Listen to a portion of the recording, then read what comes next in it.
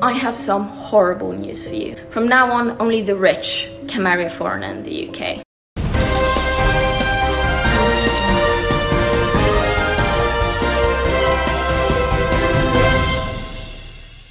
Hello, welcome. It's Andy Wright Travel here, and Andy Wright speaking. Now, here we go. This is quite serious, bad news for anybody outside the country who wants to come and live here as a spouse or a family member. The UK government, in their infinite wisdom, we know that they're doing other things with immigration, with all the illegal migrants that are coming here, but the legitimate ones are being penalised, is the only word I can think of, because the UK immigration rules are for family members and spouses are actually now drastically different. Now, what do I mean by that? Well, if you want your wife or somebody that you know who's a family member to come and live in the UK, then there is a minimum earning for you as a sponsor. You sponsor them, and you are essentially saying that you have enough money for them to be able to live here without being a burden. I have some horrible news for you. From now on, only the rich can marry a foreigner in the UK. And I promise you, I'm not being dramatic to get views, it's 100% true. Say that you go on holiday, you meet someone lovely, they're German or French or maybe even American. You might date for a while and you do long distance, but you decide that you want them to come and live with you in the UK.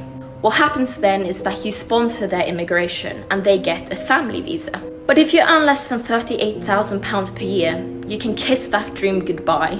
Your only option is to either separate or to go live abroad yourself. It hasn't always been like this. The government has raised the threshold for the salary you need to sponsor someone to move to the UK. Previously it was £18,000, which falls just under minimum wage, but now they've more than doubled it to £38,000 per year. But if you think about it, most people get married when they're young. And young people have lower salaries than the rest of the population, which means that that number is much higher for young people. This is such a cruel and evil policy that will tear families apart. We all know someone who has mixed heritage. Take me for an example. It is quite ironic that this is coming from a government that says they're championing family values. That couldn't be further from the truth. At Best for Britain, we believe that you should be able to live, study, work, and fall in love abroad. And there's no way this government will allow that. They will be able to work, they will be able to get health care, but all of that costs money. But the minimum that you need to earn has now doubled. So where it was 18,500 or 18,600 actually, it's now 38,700 that you have to be earning. So this is going to be quite a substantial change in the idea that people coming here to live and work, possibly.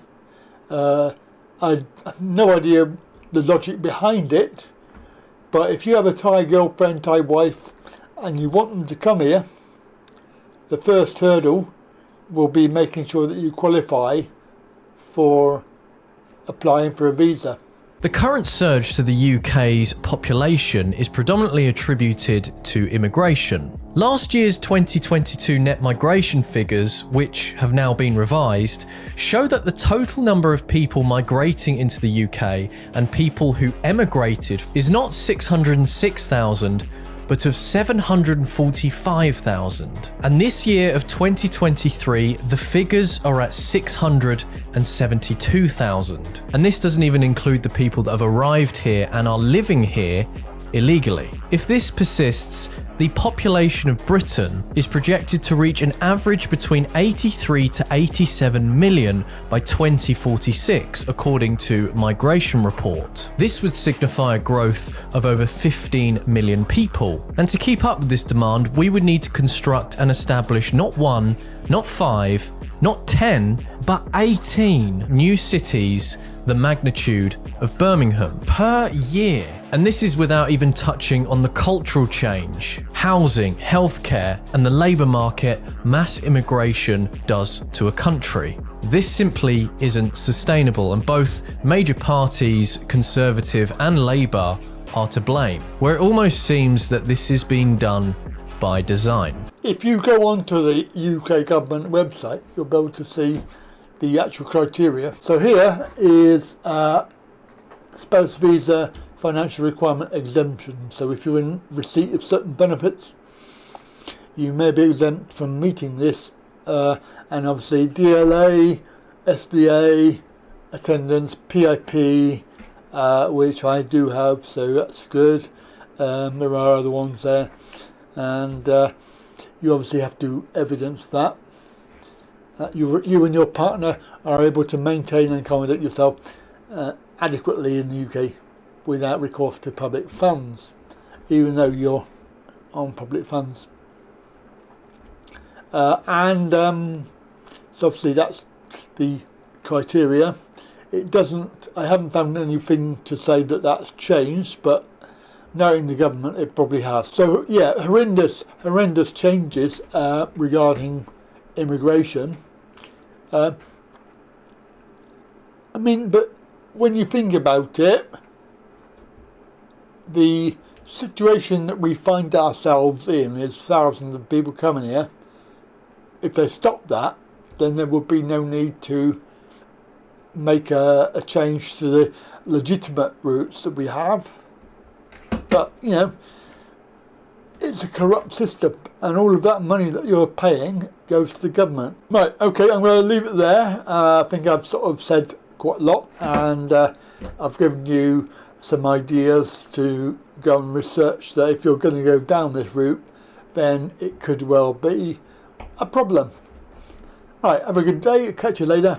Don't forget, like, share and subscribe, and pass on the information to whoever you know. Alright then, bye for now.